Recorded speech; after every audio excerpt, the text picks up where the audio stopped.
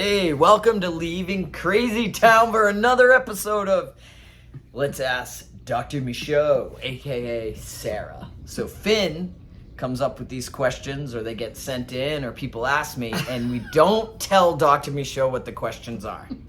But we have 2 questions for today. Are you ready? I don't know, but I'm just gonna say some prayers. God, speak through me because she I'm frozen. doesn't know what she's gonna get asked. All right, so Sarah, one of the things you always tell people all the time is just notice. So you want them to notice the experience they're going through. Now, I have found, and I talked to a lot of people about this, that they don't, one, they're not comfortable sitting with it, and they're automatically in like some PTSD mode, or as soon as they react. So for somebody who's new at, recovery and all these things, are sitting with themselves, they're no longer engaging in these activities to escape. What are some of the things that they can do to tolerate what's going on when they can't even identify it yet?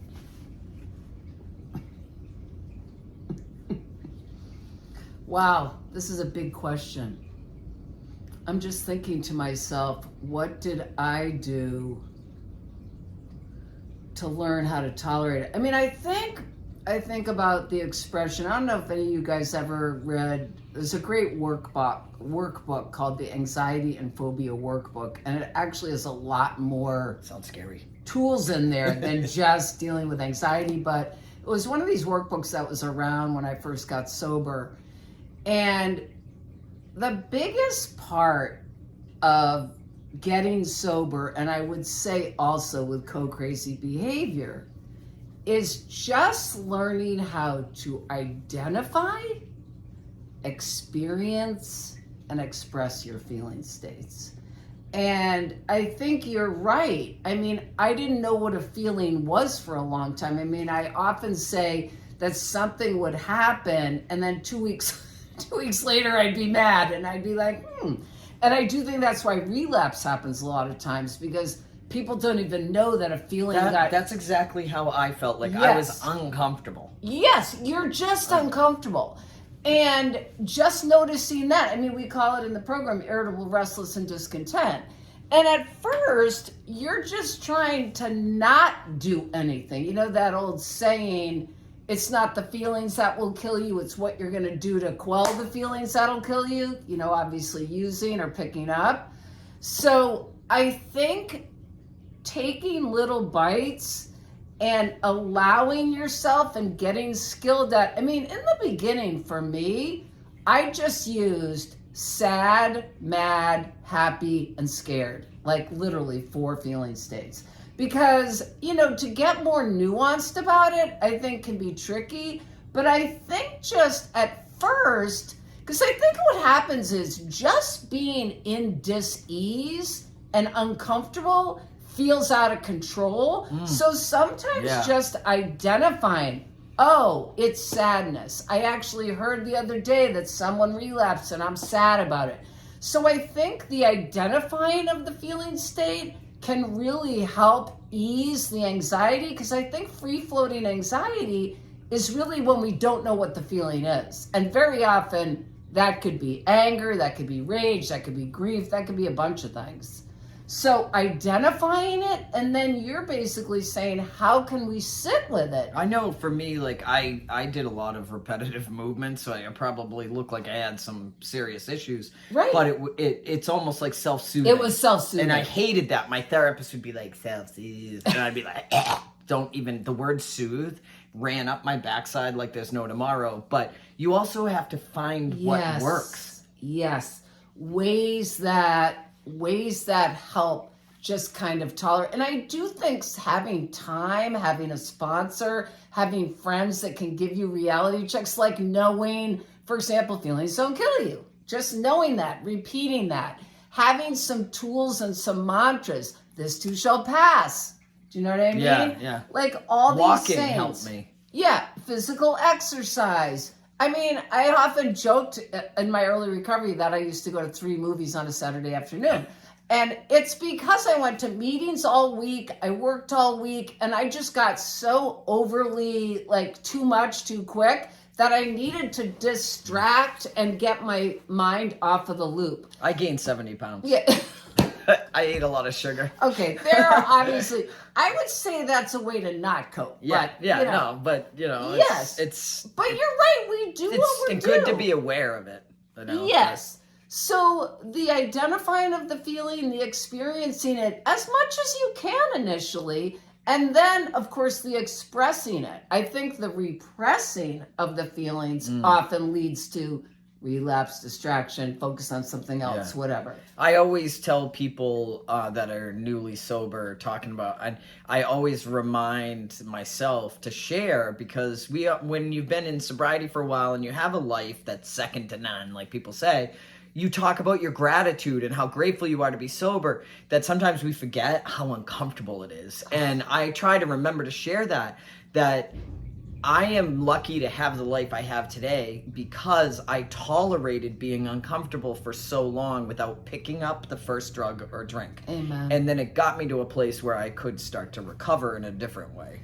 Well, it's so crazy when you think about it, because life can be hard. And life can be, being a human being can be super uncomfortable at times. Like the unrealistic expectation of the 72 and sunny at all moments, because that's what I did when I was using. I just wanted to feel a certain way, basically numb all the time. And then we get sober, or we get in this crazy recovery, and we start, like we say, don't focus on others, focus on yourself. Well, when you start focusing on yourself, you're going to actually start getting in touch with, oh my God, I might have a lot of feelings I've ignored for a long time. Oh, well, this is going to lead me into the second Go question. ahead. All right. We are running I know, out we're of running time. out of time. Go So ahead. what would you suggest for someone who is starting to identify how they feel, maybe in a relationship, in a job, in a different scenario, in their family of origin, and realizing, hey, I don't like how I'm being treated or whatever, how to address that? Now, like, there are a lot of ways people go into escaping from the actual reality of what's going on. And what are some of the ways people stay in bad situations and escape that reality, and what are ways to get out of that? That's such a huge question, Finn. I mean, that would require an hour session. Right. Just give us the one. All right. What snip. I initially think is, I'm going to just base this on my history with patients for 30 years. What happens very often is this: someone will come in and they'll get sober, and after a while, they'll realize, oh my God, I'm in this relationship that I'm really upset a lot, and they don't treat me well, and blah blah blah. And what initially happens is they go into a panic that they now immediately need to change it. Yeah. And so what happens the following week, folks? They come in and they talk about how great their partner is, which is called undoing. It's actually a defense mechanism. It's like we acknowledge reality and then we can't tolerate reality, so we do the exact opposite. So what I would say to you is, if you're starting to recognize a relationship that doesn't work, is take a deep breath and say to yourself, this is going to be a process. I do not have to end my marriage right now, because people panic. Like, oh my God, I'm realizing it's like this and I got to take some action. In early sobriety, I panicked that my relationship wasn't, like, I knew it wasn't going to go forever. And I took a lot of relief in early recovery, don't do anything. Yes. And then when I was 3 months sober, she broke up with me. And of course I was devastated. Yes. But I was very relieved. And Yes. they don't always do what you want them to do for you. Of course not. Of course not. And again, I'm not suggesting staying in an abusive thing either forever. You're just saying, but I give am yourself saying, the grace. give yourself some grace, take some time, get some support and help. And it is like, I know this sounds crazy, but the freedom is in the truth and the reality. Because I've had other people I've known over the years that suddenly recognized their marriage was over and then they got pregnant. Because they didn't want to deal with losing the marriage, the stigma, all of that. The Just- story of how they viewed. Yeah, I was listening to something There's recently lots of about things people do. how you create a story about how your life is going to unfold and how a death and divorce or any change in a relationship can create an overwhelming feeling of grief over the belief that you had, or you can have fear. I know I've been in financial insecurity before. Like if I break up with someone, how is this? How is this? Where am I going to live? You know, so those are really scary things. Absolutely. But they don't need to be addressed the minute you realize you don't feel the way you thought. Give yourself some time and some space, but take steps also, because the truth will set you free. Okay. Yeah, no, staying in. I sound like a bumper sticker.